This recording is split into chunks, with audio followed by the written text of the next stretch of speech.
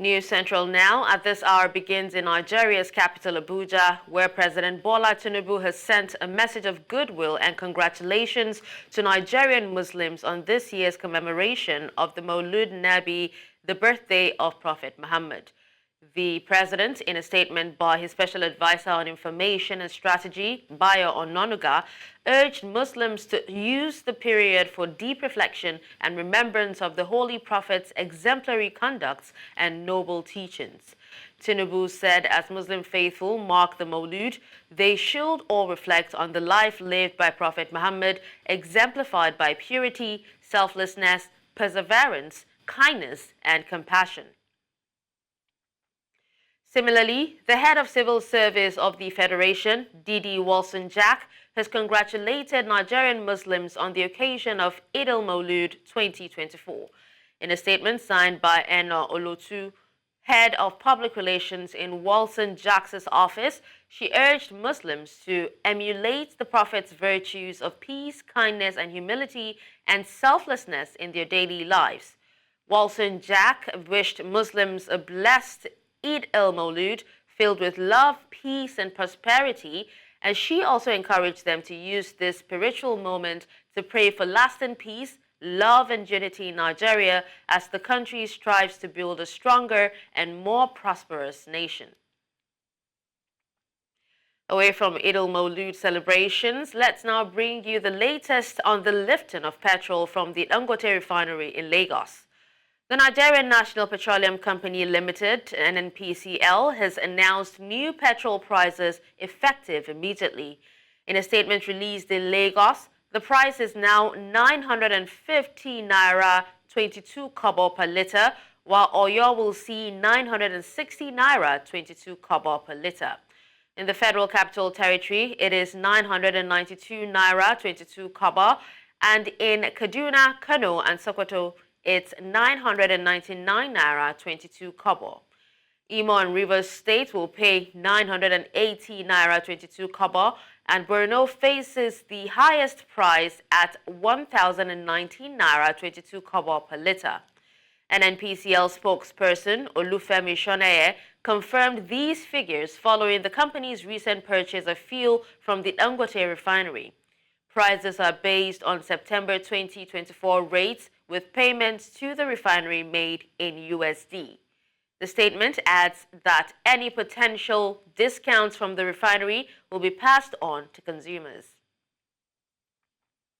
Meanwhile, the Nigerian National Petroleum Company Limited has maintained that it paid 898 Naira per litre for petrol from Dangote Refinery despite the refinery's denial. NNPCL spokesperson Olufemi Shoneye confirmed this while responding to Dangote Refinery's refutation.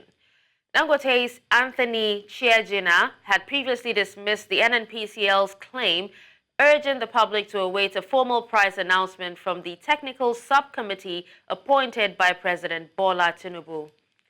NNPCL acknowledged paying in USD with Naira transactions starting October 1, 2024. They rejected Dangote's assertion about pricing committee and provided updated pump prices for petrol at their stations nationwide as per September 2024 rates. To discuss the latest from the lifting of petrol from Dangote Refinery and related issues, we are joined by political affairs analyst Catch Ononuju. Hello, Catch. Thank you for joining us on the news at this time. Thank you very much for having me. All right, Catch. Now, given the varying pump prices across different states, what factors would you say influenced the regional price disparities?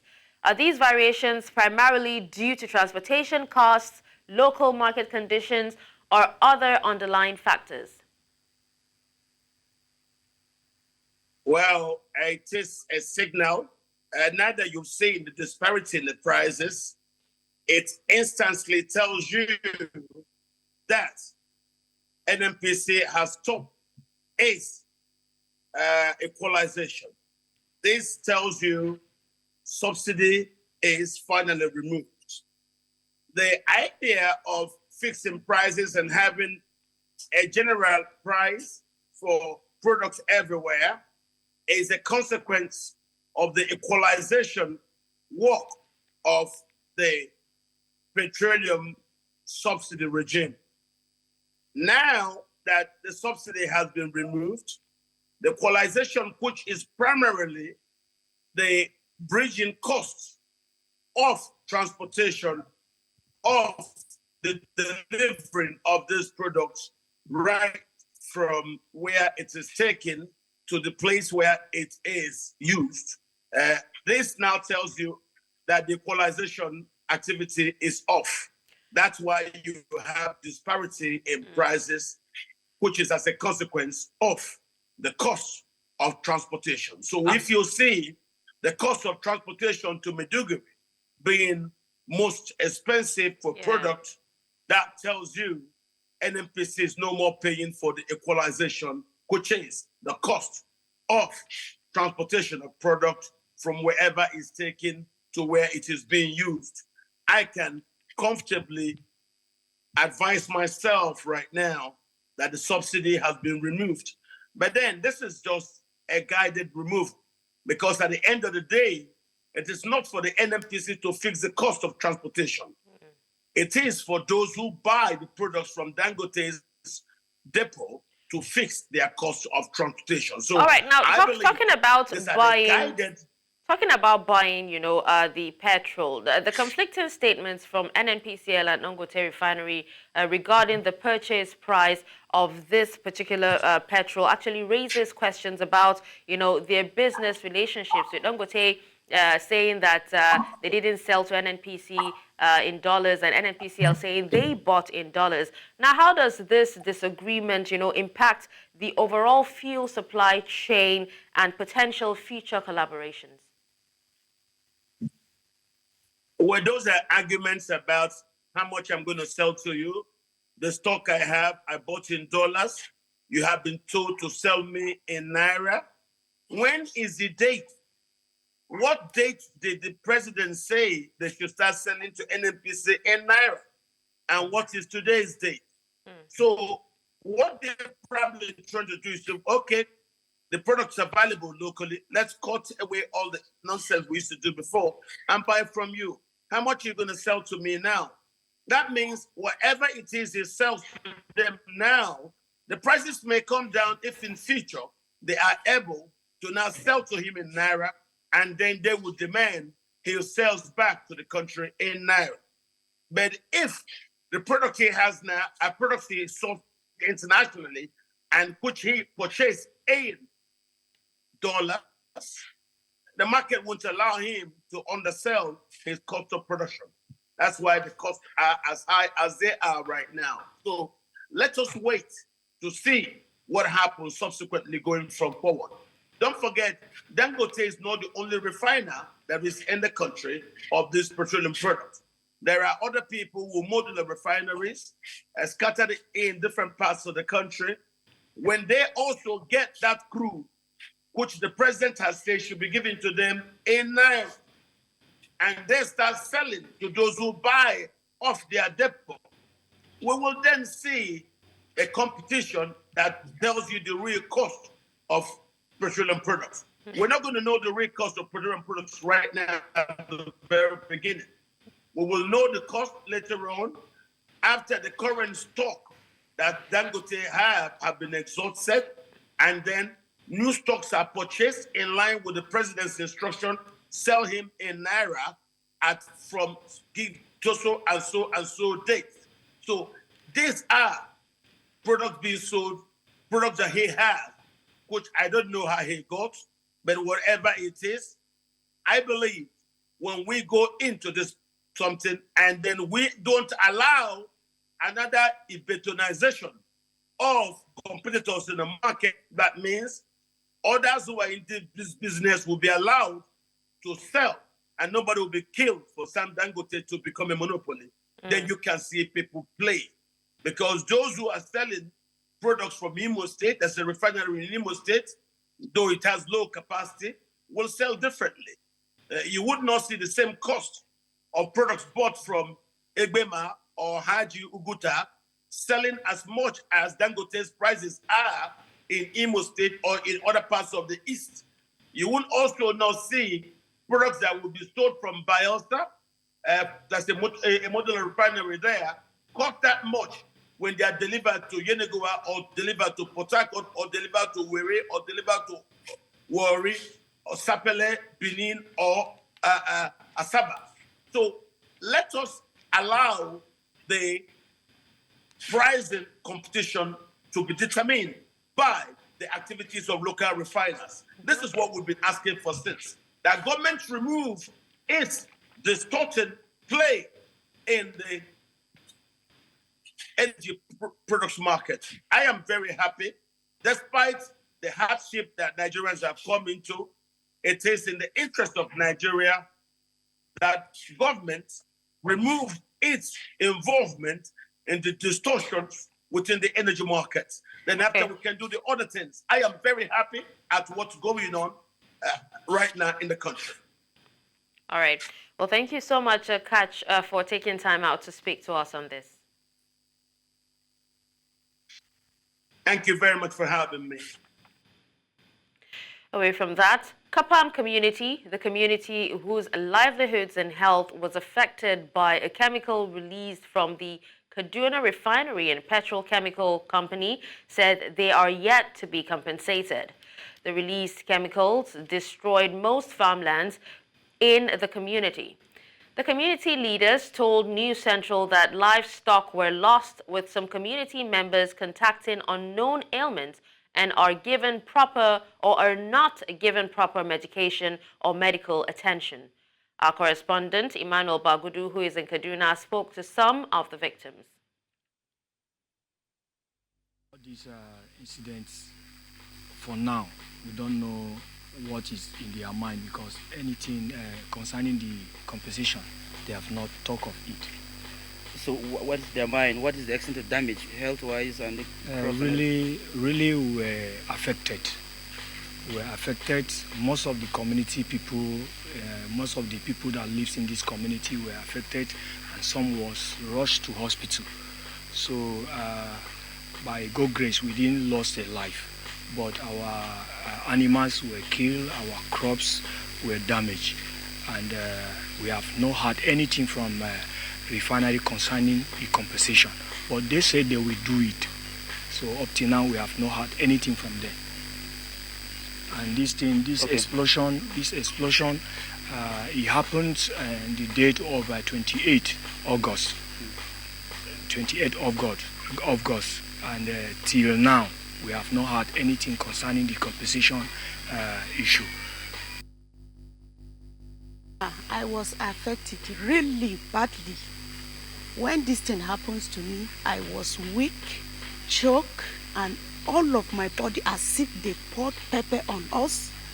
While they took us to hospital, let me surprise you, what the doctor told us, that it was high blood pressure. Some of us, it was malaria and typhoid. Some of them, that is ulcer that is affecting us while we are feeling it in our body. Some of us stomach ache, vomiting, and all sort of things. So, but you think it's not like that? It's not like that. It is the chemical. It is the chemical. We were not feeling like that before the thing happened. But the very day that this chemical was sprayed, many of us, children... So who took care of your medical bills? Who paid? The refinery. They paid for it. What they gave us is not what they're supposed to give us. Thanks for staying tuned. And now to updates on the floods in Borno State. Nigeria's former Vice President Atiku Abubakar has donated 100 million naira to Borno State government towards supporting victims of flood disaster that ravaged the state. This was when the former vice president and 2023 PDP presidential candidate paid a visit to Borno State Governor Professor Babagana Zulum over the flood disaster that claimed lives and destroyed multi-million naira infrastructure and houses. Distinguished ladies and gentlemen, Your Excellency, the purpose of our visit has already been announced by the Master of Ceremony. I want to let you know that whatever affects Borno, that he said, also affects me. It is in that capacity, therefore, Your Excellency, that we have come here with my delegation as mentioned or announced, to commensurate with you, the government, and the good people of Borno State. This is a monumental disaster that has not been witnessed before in the history of this state.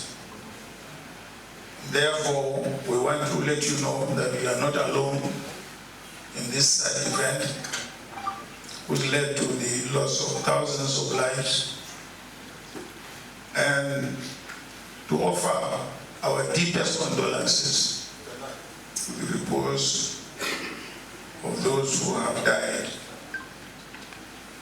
Of course, it is a time of rebuilding, because that is what follows immediately after such disasters. In the meantime, the Nigerian Correctional Service has declared 281 inmates missing from the Medium Security Custodial Center, Maiduguri, the Borno State capital. The service noted that this followed an evacuation process in the aftermath of the flood incident in the state, as 7 inmates were returned to the center. In a statement on Sunday in Abuja by its spokesman, Umar Abubakar, the service released the details of the inmates, including their biometrics. According to Abubakar, the Nigerian Correctional Service has noted the flooding that is presently occurring in Maiduguri, Borno State, as well as the surrounding area. Now to politics. Ahead of the 2027 general elections, leaders from Ogoni and Oyibo zones of Rivers State gathered at the Ogoni Oyibo People's Assembly in Nonwa Tai local government area to demand a replacement for Governor Siminalayi Fubara ahead of the 2027 general elections. The event was attended by prominent politicians, mostly loyal to Minister Nyesom Wike, who is at odds with Fubara. Among the attendees were personalities such as Senator Barina Dampigi, Senator Magnus Abe, Ambassador Desmond Akawo, and Chief Victor Giadom. They called on political parties to consider Ogoni Oyibo candidates and condemned Fubara's activities. Senator Barinada Mpigi also urged politicians to openly declare their support for President Bola Tinubu rather than secretly visiting Aso Villa at night. Mpigi encouraged Tinubu to contest the 2027 election to consolidate his economic development efforts. We now head to Edo State, where the governorship election is heating up with allegations of rigging, plots, and voter intimidation. The ruling People's Democratic Party, PDP, has accused the opposition All Progressives Congress of planning to rig the election in polling units near Senator Adams Oshomole's hometown. The State Commissioner for Communication and Orientation, Chris Nehikare, stated this during a press conference in Benin City, the Edo State capital, on Sunday, claiming that the same scenario played out in the last election in 2020. The PDP claimed that APC agents are producing masks and police uniforms to disguise thugs and disrupt voting processes. The APC denies these allegations, calling them horrific hallucinations and accusing the PDP of trying to distract from their own shortcomings. With the election just days away, tensions are running high in Edo State. Staying in Edo State, Nigerian youths have been tasked to shun cultism, not allowing themselves to be used as tools by politicians to cause violence, especially during elections. This was by election stakeholders as they converged on Benin, the Edo State capital, to brainstorm and find solutions to cult-related killings, which they say has become worrisome. They urged those who want to renounce their membership of any cult-related and illegal associate who feel threatened to do so to report to the State Police Command.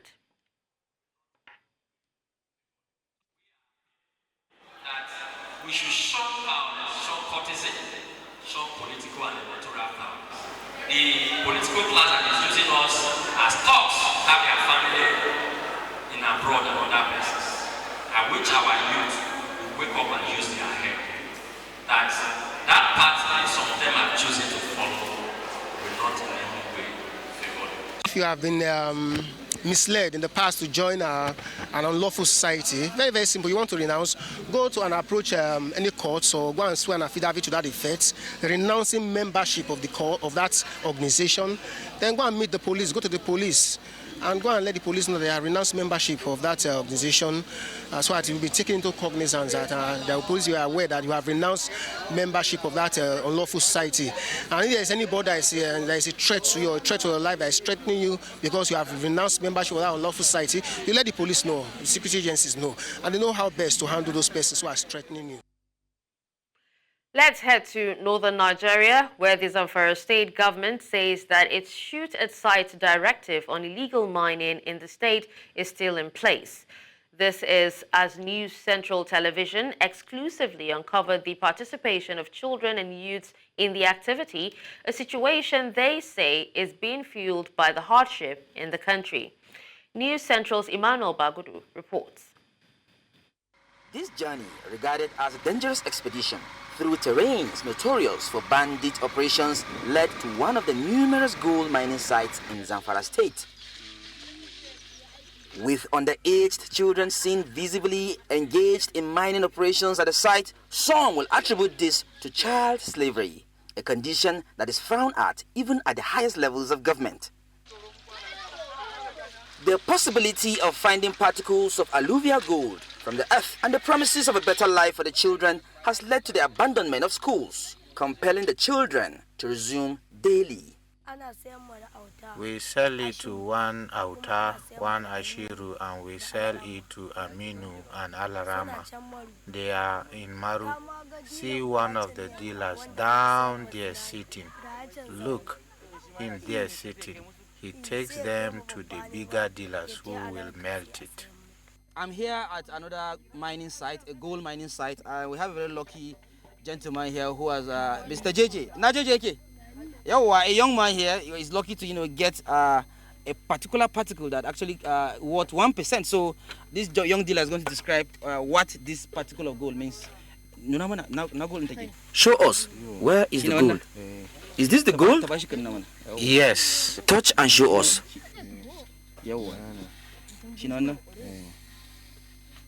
So how much is this worth?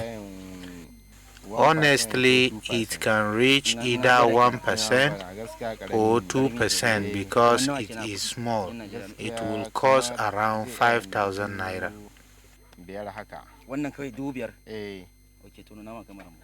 Despite activities at the mining site, the state government continues to insist that illegal mining in the state is banned, promising to clamp down on violators irrespective of their excuses. Because these bandits chased away villagers, chased away everyone, on these mining sites, and they are now, the full owners of those mining sites.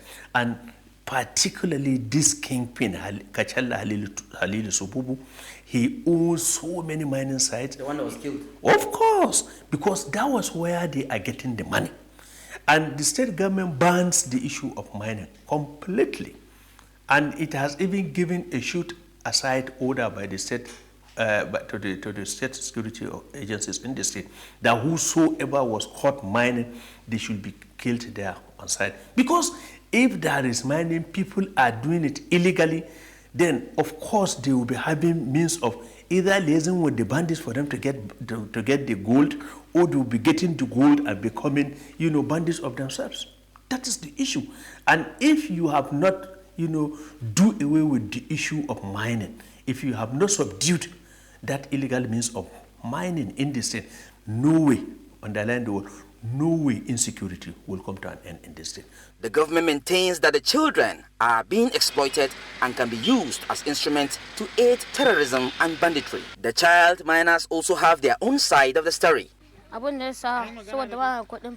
I am digging gold because I don't have money to enroll in secondary school. I have to go and dig for gold before I can resume school. If I take it to the dealer and sell, they will then give me the money. I take the money to my parents to buy foodstuff. Any amount they give me, I save it, and once the festive season comes, I buy new clothes. The various demands made by these child miners simply means that the Zamfara state government and indeed the federal government have a lot of work to do to secure not just the future of the children of Zamfara, but that of Nigeria and Africa as a whole.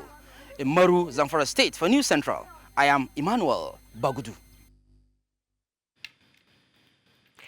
The Minister of the Federal Capital Territory, Nyesom Wike, has tasked citizens across the country to appreciate the efforts of security operatives as they strive to ensure the protection of lives and properties of residents and ensure adequate security in the society. This was during an appreciation dinner to commend the efforts of the outgoing Commissioner of Police for the Federal Capital, now promoted to Assistant Inspector General of Police for Zone 7, and the State Director of the Department of State Services, who also was promoted to resume a new position at the DSS headquarters in Abuja. Amadine Uyi reports. It was a time to celebrate the promotion of the former FCT Commissioner of Police, Bennett Igwe, and the State Director of the Department of State Services. The dinner was a statement of gratitude by the FCT administration, aimed at thanking the two security chiefs for their efforts in curbing crime within the federal capital. The moment you do well, people will recognize you. People will thank you. Everything must not be money. This recognition, money cannot buy it. And this is what everybody will pray for. Some in attendance say much effort has been put by the FCT minister and the security team on ground to ensure that the city is safe for residents and attractive to investors. The Federal Capital Territory is truly on a path of growth, a path of competitiveness, a path that will ensure investment in every sphere. The Honorable Minister is equally blessed to have walked through this route in this past 1 year plus with very seasoned professionals, men that have, under his watch, under his guidance, have ensured that the Federal Capital City is safe and sound. When most of us assumed command, the security situation in the FCT was quite challenging, and deliberate steps needed to be taken to correct the situation. Good enough for us, we had a minister that was very dedicated and committed to see immediate changes to the security situation in the FCT.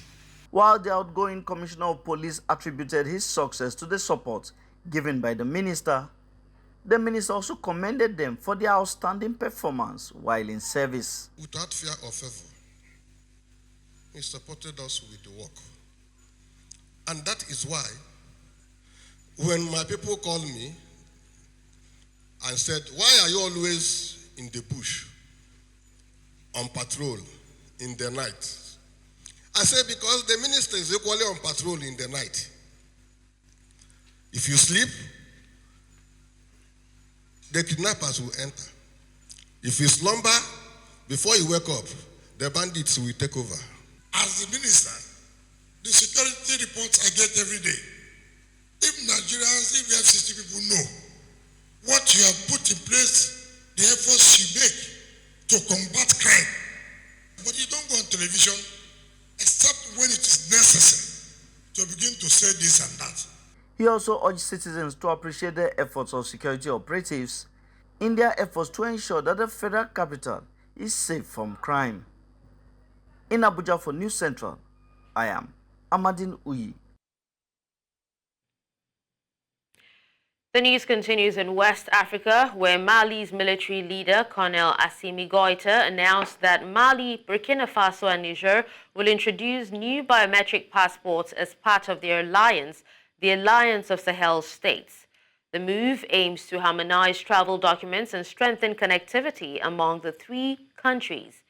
The announcement comes as the AES marks its one-year anniversary.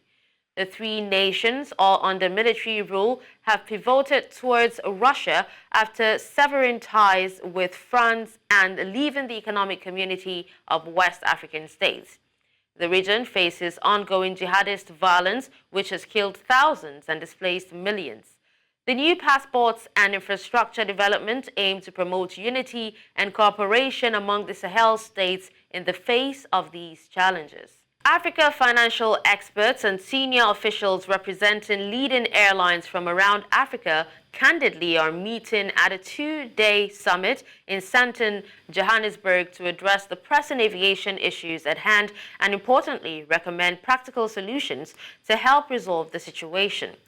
The summit will feature delegates, speakers from African aviation, global businesses, and also support industries.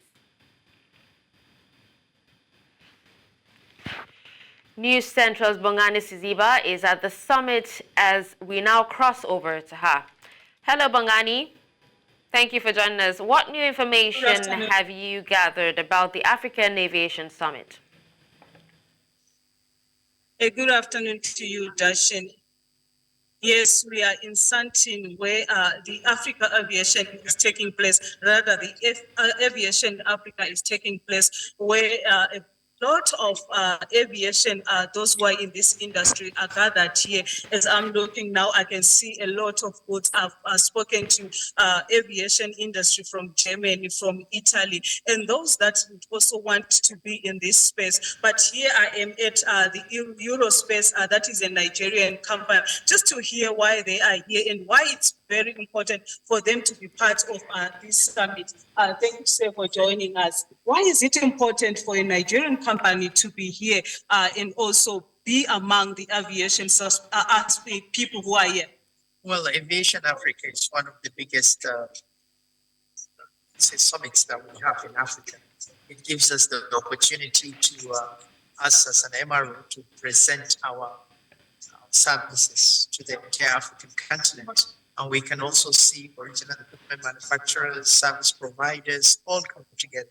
All the stakeholders, all the who are in aviation industry in the world come together to present their services or products so that we can see.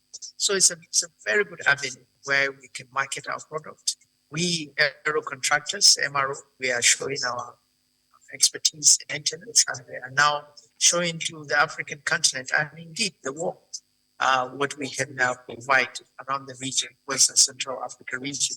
But the summit itself is quite important to the African continent because it opens up doors to aviation companies and aviation professionals to see what the world is offering to them. Obviously, the aviation cannot go without its own challenges. What are some of the challenges that the aviation is facing? Well, the aviation industry in Africa is facing a lot of challenges, as you said. Mostly the one that comes to mind is the lack of infrastructure, be it MRO, be it in airline, be it in the other service provision infrastructure, and then the seamless integration of the countries within Africa. Because aviation is key to economic growth for any country and continent for that matter. So we believe that in the seamless collaboration within the African continent, within the countries, and the seamless air connectivity within the continent, it will improve the economic growth of all the countries within the African continent. So the challenges we're seeing are just lack of infrastructure, lack of connectivity, and lack of collaboration. But I believe the EU is doing a lot to make sure that they address these challenges. Thank you for joining us. Dashen, let me just take you with the viewers just to see some of the interesting aviation aspects that are here. As you can see, there are a lot of goods that are happening here. But let me just take you to one of the aviation, how inside the plane things are being done. So I'm being joined by a gentleman just to show us how it's being done, like when you are inside the plane. Thank you for joining us. Can you please take us, what is this and how are you people when you are inside the plane? How do you take us up there? Yeah, hello, I'm Peter Stein from Collins Aerospace. We demonstrate here our new ProLine Fusion cockpit, which goes away from glass cockpit instruments to touch screen screens. So the pilot can configure the configuration of his navigation display from all the screens as he likes. And in addition, for example, here you can see that we also offer an enhanced flight vision system, which means even if you don't see anything, with this system, you can see everything. So if it's complete darkness, with that system, you don't have any limitation. Thank you for taking us through that. These are some of the interesting things that are happening here at the Africa Aviation, where we see a lot of innovations that are happening in this space. But like what we have indicated, that there are also challenges in this space. Back to you, Dashen, in the studio. Well, thank you so much, Abongani, for giving us insight into this very, very interesting sector. We will definitely get more from you in our subsequent bulletin. In other news from around the world, Donald Trump was the target of an apparent assassination attempt Sunday in Florida, the FBI said, with the Republican presidential candidate's campaign and law enforcement reporting that he was safe and unharmed. The U.S. Secret Service confirmed one or more of its agents opened fire on a gunman located near the boundary of Trump's golf course, and that an AK-47 style rifle with a scope was recovered along with a GoPro video camera. Amid the confrontation with the Secret Service, the suspect bolted out of the shrubbery he had been hiding in and escaped in a black car. A witness helped police identify the vehicle and authorities tracked it down. For more on this, I'm joined by our international correspondent, Afia Hagen. Afia, what can you tell us about the suspect in this second assassination attempt? Well, the suspect who has been detained has been named as Ryan Wesley Routh, and the authorities believe that this attack on the former president was taking place as the president was playing a round of golf at his Mar-a-Lago course in Florida. Questions being asked absolutely about the security surrounding that golf course. Routh was a frequent Trump critic on social media. He posted about the president's previous assassination attempt in July and said that Trump will never do anything. He described him as an idiot, a buffoon, and a fool. He had ties to North Carolina and was registered as an unaffiliated voter in his state in 2012. But he has been known to donate to the Democratic Party in the past. He has had past brushes with the law. He's been arrested in 2002 for having a firearm. He strongly supported the Ukraine and said that we need to burn the Kremlin to the ground again on social media. And he was also an affordable housing builder in Hawaii. All right, Afia, now what has been the reaction to the incident? Well, so far we've had Vice President Kamala Harris commenting on social media and saying, "I'm glad he's safe and violence has no place in America." Her running mate, Minnesota Governor Tim Walz, saying the same thing.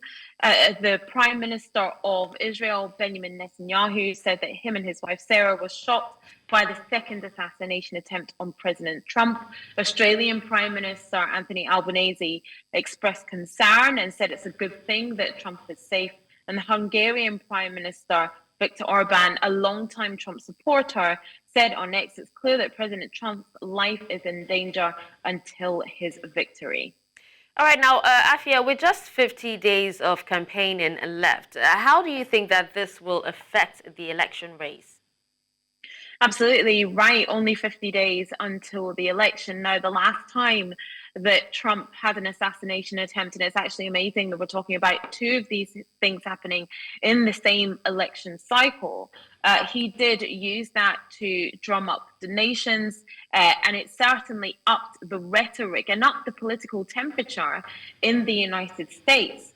And now we're seeing such incidents seems to be commonplace within this election cycle that also underlines political violence, but also the access to guns, something they were talking about only last week in another school shooting.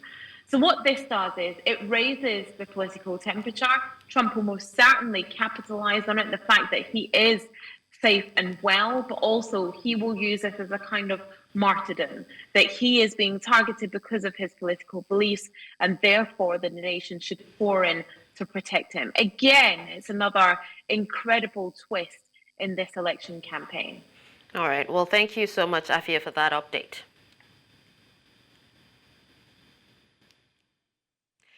With that, we've come to the end of the news at this hour. Don't forget to follow us on all our social media platforms. We are at News Central TV. But before we go, let's take a look at some of the highlights.